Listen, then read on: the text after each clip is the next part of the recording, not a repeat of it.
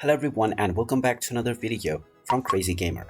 In this video, I'm going to show you how to update the Coromon game on your smartphone. So let's get started right away. Now, if the game is not automatically updating on your device, then auto update is probably turned off. So in this case, if you need to update your game and if it is not running smoothly, then simply open up the iOS App Store or the Google Play Store, depending on your device. Then tap on the search box and type in Coromon and start your search.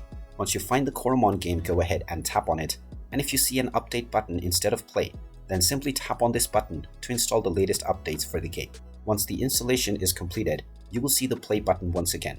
You can then tap on it and open up the game, and now you will be able to enjoy this game without any issues as you are updated to the latest version. And there you have it. That is how easy it is to update the Coromon game on your smartphone. If you find this video helpful, make sure you hit that like button and subscribe to our channel if you haven't done so already. Also ring that notification bell to never miss another update from us. Thank you for watching, and I will see you again in the next video.